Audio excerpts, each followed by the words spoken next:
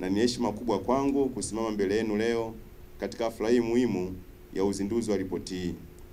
Tukio hili ni hatua muhimu katika juhudi za serikali ya Jamhuri ya Muungano wa Tanzania za kuhakikisha tunapata takwimu sahihi na za kuaminika kuhusu namna Watanzania wanavyotumia aina mbalimbali za nishati majumbani mwao, ikiwa pamoja na umeme, gesi, kuni, mkaa au nishati jadilifu kama vile jua na upepo. Wageni waalikwa, mabibi na mabwana, ripoti hii ni matokeo ya ushirikiano wa karibu kati ya Ofisi ya Taifa ya Takwimu yani NBS na Wizara ya Nishati pamoja na taasisi zake ambazo zimewakilishwa hapa leo, kwa ufadhili na usaidizi wa kiufundi na utaalamu kutoka Umoja wa Nchi za Ulaya kupitia Expertise France. Kwa ufupi, matokeo yanaonyesha kuwa asilimia 52.7 ya kaya nchini zinatumia umeme kama chanzo cha nishati. Hata hivyo, matokeo yanaonyesha tofauti kubwa kati ya maeneo ya mijini na vijijini, ambapo matumizi ya nishati ya umeme mijini ni asilimia 72.7 wakati vijijini ni asilimia 30.7 pekee. Takwimu hizi pia zinaonyesha mafanikio makubwa katika usambazaji wa huduma ya umeme, lakini pia zinaashiria bado tunayo kazi kubwa kuhakikisha wananchi wote wanapata nishati ya uhakika. Katika uzalishaji wa umeme pia kuna miradi ambayo inaendelea, ikiwa pamoja, kwa mara ya kwanza kabisa tunaenda kuwa na mradi mkubwa wa kuzalisha umeme kwa kutumia jua wa megawati 150 eneo la Kishapu kule Shinyanga. Hii itaenda kuongeza uzalishaji wa umeme, ni pia kufanya upatikanaji wa umeme kuwa wa uhakika, kwa sababu tunaenda kuwa na vyanzo vingi vya kuzalisha umeme badala ya kutegemea vyanzo vya maji na gesi peke yake, hapo ambapo ukiwa na ukame kunakuwa na shida ya umeme.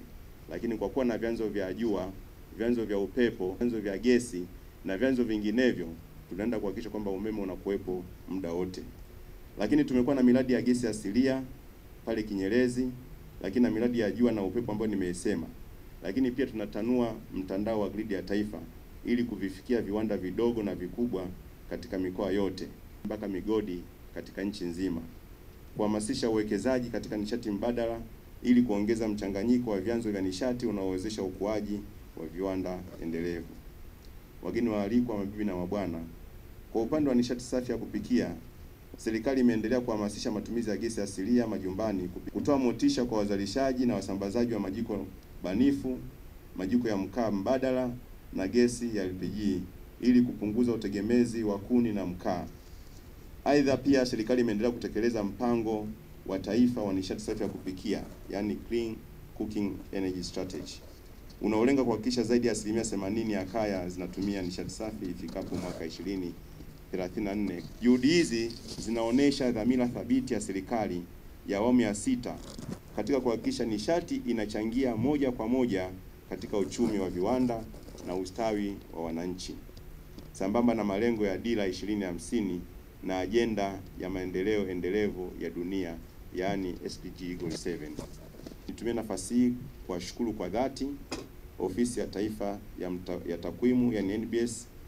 Hii ripoti ni moja tu, lakini nafahamu tuna ripoti nyingi sana na NBS tunafanya nao kazi, na inawezekana kabisa tukazindua ripoti hii lakini tukawa na ripoti zingine zinakaribia kuzinduliwa. NBS kwa kushirikiana na Wizara ya Nishati imeendelea kufanya utafiti katika kuangalia hali ya upatikanaji wa umeme nchini, kiasi gani tunaita electricity accessibility, lakini pia electricity connectivity. Hizi ni taarifa muhimu, bado zinafanywa kazi na NBS na zikikamilika nazo zitakuja kuzinduliwa. Vile vile napenda kutoa shukrani maalum kwa wadau wa maendeleo, European Union kwa msaada wao wa fedha, Expertise France kwa msaada wao wa kiufundi na kiutaalamu uliowezesha kukamilika kwa utafiti huu na kwa ufanisi mkubwa. Napenda kusisitiza kwamba serikali itaendelea kutumia matokeo ya utafiti huu kama nyenzo muhimu katika kupanga na kutekeleza sera bora za nishati zinazolenga kuhakikisha kila Mtanzania anapata nishati ya uhakika, nishati nafuu, lakini pia nishati endelevu. Na kwa niaba ya Katibu Mkuu wa Wizara ya Nishati, napenda kutamka kwamba ripoti ya utafiti wa matumizi ya nishati kwa kaya kwa mwaka 2023 imezinduliwa rasmi.